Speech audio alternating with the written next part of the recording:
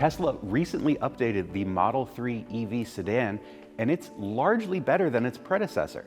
Here's some things we like about the new Model 3, and here's some things that could still be just a little bit better. The first thing we like about the new Model 3 is the improved phone as key compatibility. Tesla says the whole feature has been improved. It's better able to detect your phone, but what it really means is you can use your smartphone as a key, open up the car, get in, start it up, never have to take your phone out of your pocket. Super convenient. It also does things like connect you to Tesla's robust ecosystem of things like charging, service, and the app has a ton of controls for the car so you can precondition before you get in. You can summon the car, all sorts of things. But if all else fails, you still have a physical key. And this one's so new, it's still in the wrapper. Inside the new Model 3, you get a revised interior. So gone is the cheap wood trim. You get this textured cloth instead. Looks better, feels a little bit better. The materials quality is better overall. The cabin is quieter. There's more sound deadening. We'll talk about that a little bit more once we get on the road.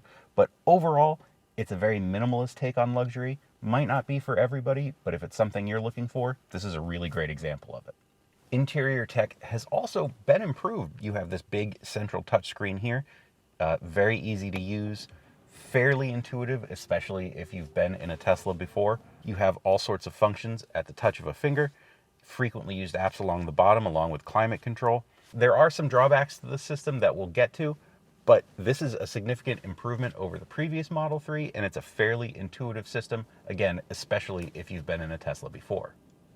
A lot of the positives of the new Model 3 have so far focused on, stationary features. But a big reason we like the new Model 3 so much more than its predecessor is the improvements to its suspension. The ride has gone from busy and punishing to fairly composed and comfortable, I would say. It's not perfect. It's not the most comfortable EV we've driven, but it's still pretty good, and combined with the improvements to noise reduction and just general cabin quietness, it's a much more comfortable EV than the previous Model 3, and a big reason we like it a lot more.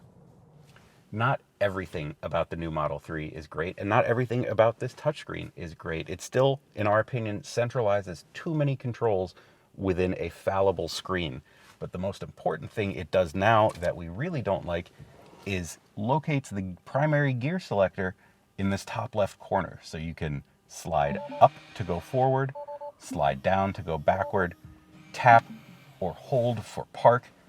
The operation itself is decently intuitive, but I would much rather have a physical gear selector. There are redundant controls should the screen fail. They're located right here. That's not a very intuitive place for them. Still would rather have fewer controls located here, more controls outside of that.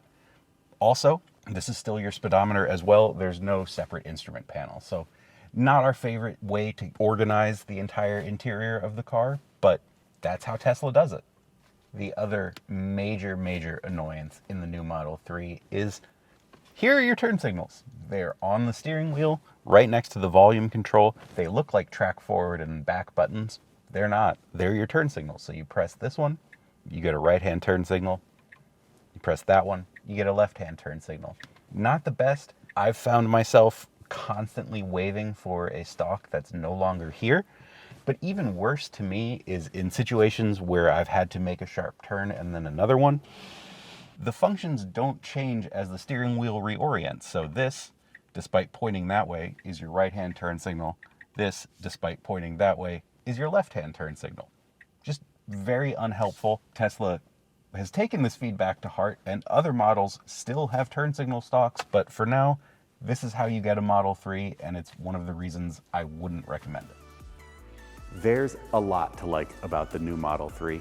Some significant improvements over its predecessor, but also some very significant dislikes and things you should be aware of before you consider it as your next EV. For our full review of the updated Tesla Model 3, head to Cars.com/news.